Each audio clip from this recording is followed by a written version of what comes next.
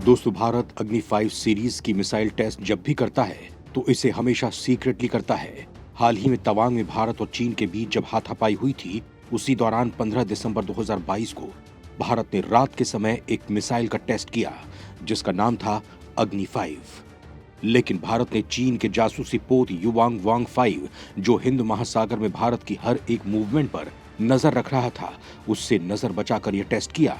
भारत जब भी अग्नि 5, अग्नि 6, ब्रह्मोस 2 हाइपरसोनिक मिसाइल जैसे संवेदनशील मिसाइलों का टेस्ट करता है तो भारत इसे काफी सीक्रेटली और साइलेंटली अंजाम देता है।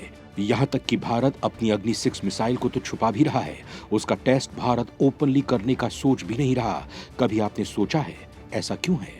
भारत को किस बात का खतरा है?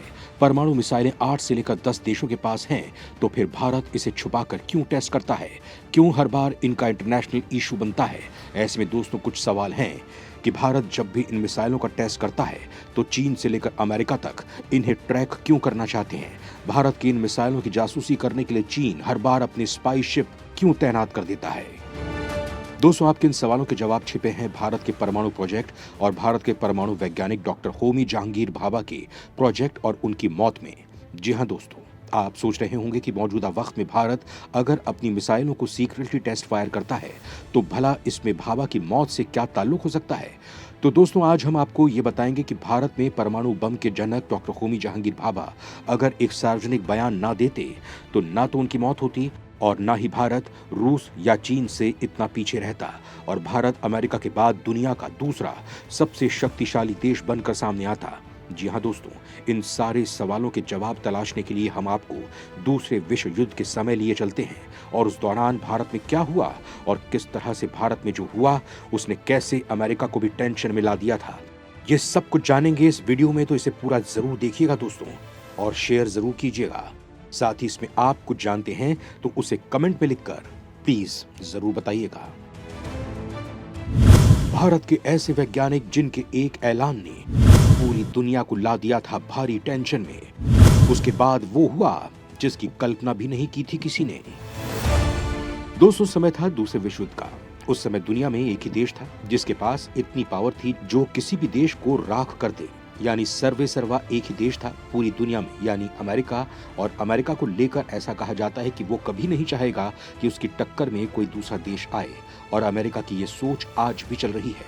खैर दोस्तों, समय था भारत और पाकिस्तान के बीच चल रहे 1965 के युद्ध का। इस युद्ध में भारत ने पाकिस्तान को अच्छे से रौंद डाला था। भारत की इस शानदार जीत से चीन, पाकिस्तान, यहाँ तक कि अमेरिका में भी सन्नाटा पसर गया।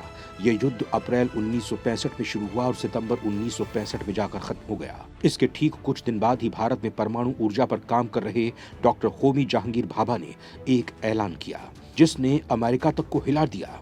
डॉक्टर होमी जहांगीर भाभा ने ऑल इंडिया रेडियो में दिए गए एक इंटरव्यू में कहा कि अगर उन्हें हर तरफ से ग्रीन सिग्नल मिल जाए तो भारत 18 महीनों के अंदर परमाणु बम बना सकता है। दोस्तों, निश्चित तौर पर यह एक ऐसा बयान था जो किसी को भी हिला सकता था। ये उस समय की बात है जब रूस और चीन के पास भी परमाणु बम नहीं थे।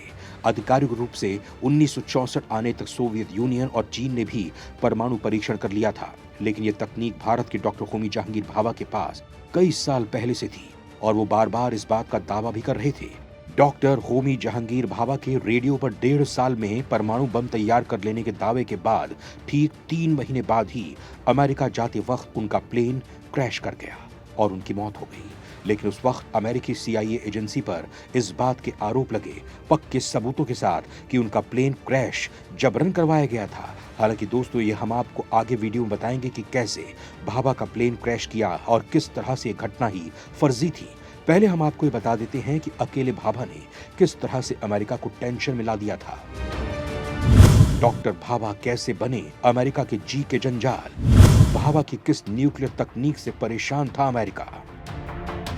दोस्तों, भारतीय परमाणु कार्यक्रम के जनक के नाम से मशहूर भाभा का जन्म 30 अक्टूबर 1909 को मुंबई के एक रईस पारसी परिवार में हुआ था।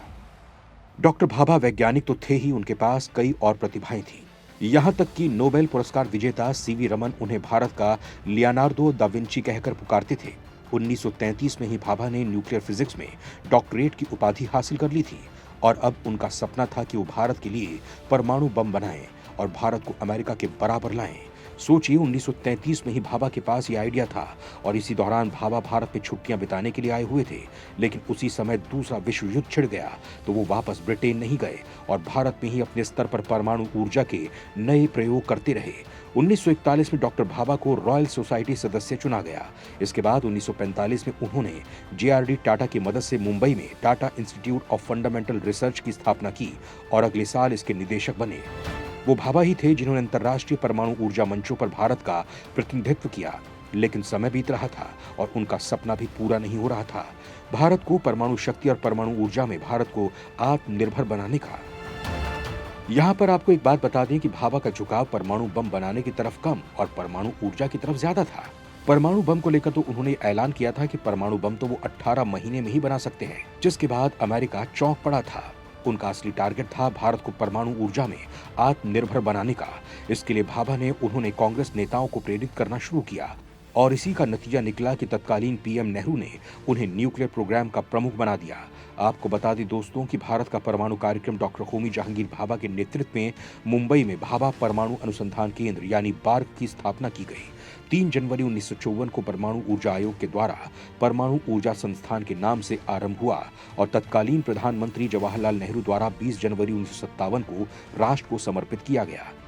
दोस्तों, यही वो दौर था जब भाभा ने दुनिया में रह रहे भारतीय वैज्ञानिकों को भारत लौटने और परमाणु ऊर्जा में भारत के लिए काम करने के लिए कहा। उनकी इस अपील का असर भी हुआ और कुछ वैज्ञानिक उसी वक्त भारत लौट आए और इन्हीं में से एक वैज्ञानिक थे मैनचेस्टर के इंपीरियल केमिकल कंपनी में काम करने वाले होमी नौशेरवांजी सेठना। भाभा के बाद अगर भारत को परमाणु शक्ति से संपन्न करने में किसी का रोल है तो वो हैं होमी नौशेरवांजी सेठना। सेठना और भाभा इन दोनों वैज्ञानिकों ने भारत को परमाणु शक्ति से संपन्न देश बनाने के लिए शानदार टारगेट फिक्स किया। हालांकि ये मूल रूप से भाभा की देन थी, लेकिन दोस्तों वो सेठना ही थे जिनकी वजह से डॉक्टर भाभा के निधन के बावजूद न तो भारत का परमाणु कार्यक्रम रुका और न ही इसमें बाधा आई। वो सेठना ही थे जिन्होंने भाभा वाली वो गलती नहीं की जिसमें उन्होंने सार्वजनिक कर दिया था कि वो 18 महीने में ही परमाणु बम बना सकते हैं और इसी ऐलान के बाद उनकी मौत हो गई थी। जब भारत को लेकर एक शक्तिशाली देश ने की साजिश, भाभा का प्लेन क्रैश ना होता तो दूसरा शक्तिशाली देश होता भारत। दोस्तों 1965 में भारत सितंबर तक आते आते पाकिस्तान की धुनाई इस लेवल तक कर चुका था कि उसने हार मान ली।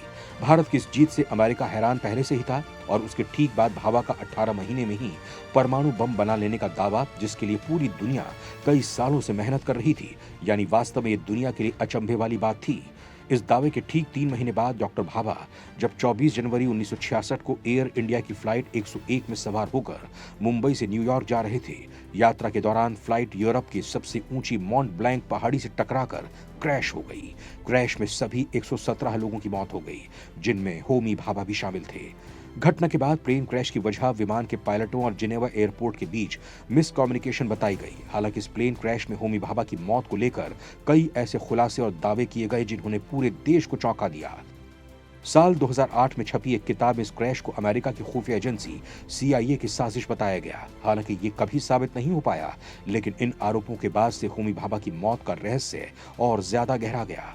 होमी भाभा की मौत के पीछे अमेरिका की खुफिया एजेंसी CIA का हाथ होने पर पहले भी चर्चा होती रही है।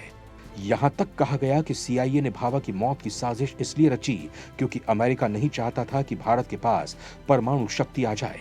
साल 2008 में विदेशी पत्रकार ग्रेगरी डगलस की एक किताब कन्वर्सेशन विद द क्रो में डगलस और एक CIA अफसर रॉबर्ट क्राउली की बातचीत का अंश डाला गया था।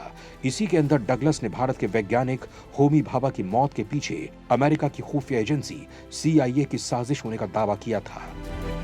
किताब में खुद CIA अफसर रह चुके रॉबर्ट क्राउली ने भाभा के प्लेन क्रैश के पीछे साजिश की बात मानी थी। खैर दोस्तों, इस पूरी रिपोर्ट पर आपका क्या कुछ कहना है, कमेंट में लिखकर जरूर बताइएगा।